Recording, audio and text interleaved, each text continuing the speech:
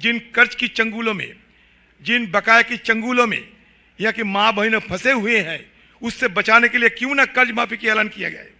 उसके बाद अगर ऐलान करते कि हम ये तो कर्ज माफी कर ही दिए हैं, फिर अगले तारीख में और कुछ देने वाला है, तब ना इनको शोभा देते हैं। छत्तीसगढ़ के पूर्व मुख्यमंत्री भूपेश बघेल साहब, जयराम रमेश जी, बिहार के अध्यक्ष राजेश राम जी, सीएलपी लीडर शाकिल खान साहब, अखिलेश जी और सारे नेतागण, और आज ये सभागार में आए हैं यहाँ के सारे पत्रकारों ने, मीडिया वालों ने।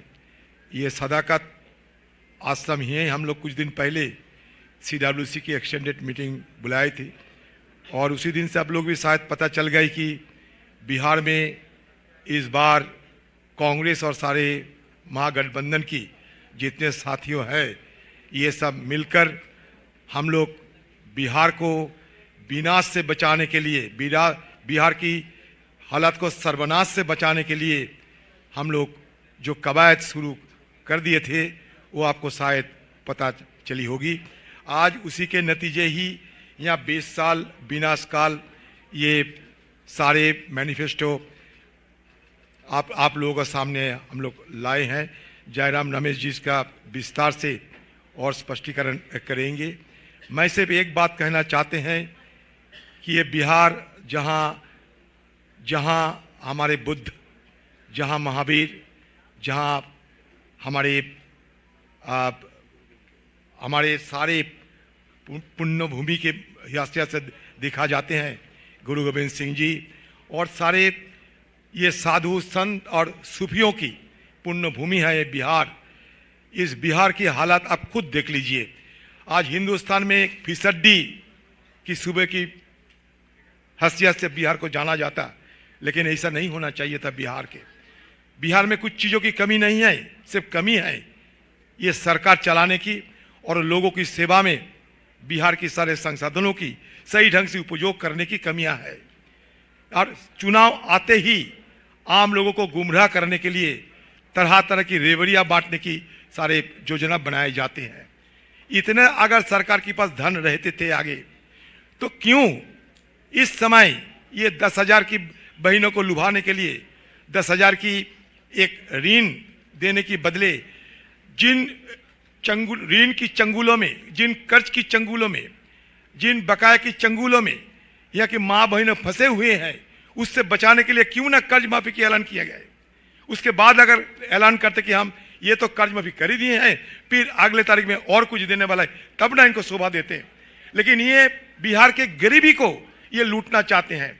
ये बिहार की गरीबी और बिहार की जो अभाव आम लोगों की है, उसको चुनाव के समय उसको वो शोषण करना चाहते हैं।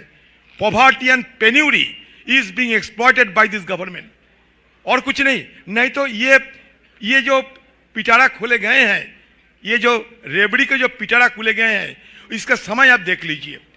चुनाव के पहले इसके घोषणा होता है, क्यों ना 1 साल पहले किए गए, क्यों ना 2 साल पहले किए गए। और इतने सारे धन अगर सरकार के पास रहते तो यहाँ मनरेगा में क्यों 100 दिन के बदले 34 दिन काम मिलते, बताइए। क्यों यहाँ 255 रुपया ये मजूरी मिलते, क्यों? अगर इतना धन रहे तो सरकार के पास नहीं है। सरकार के पास पैसा, ये सरकार फीसदी में चल रहे हैं। ये सरकार अभी कर्ज की जाल में फंसे हुए हैं और आम लोगों को भी फंसाना चाहते हैं।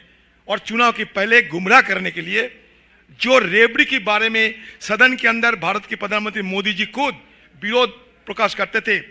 हम लोगों को सदन के अंदर मोदी जी की भाषण सुने होंगे, बीजेपी वालों की भाषण सुने होंगे।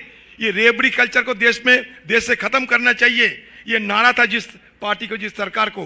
वो बिहार में आके ये रेवड़ी क्यों बंटने की कोशिश कर रहे हैं? क्योंकि वो जानते हैं कि इस बार उनकी बिहार की विनाश करने की चलते इस बार आम लोग इन लोग को सजा देंगे। इसलिए ये लोग डर के मारे आम लोगों को गुमराह करना चाहते हैं। इसलिए हम लोग चाहते हैं कि 0.3% की जो फर्क थी पिछले चुनाव में, उससे आगे जाकर बिहार में इस बार खर्चा पानी की सरकार, भ्रष्टाचार अपार, इसको खदेड़ने के बाद यह एक सरकार बनेगी, आम लोगों की सेवा करने की सरकार। नमस्कार।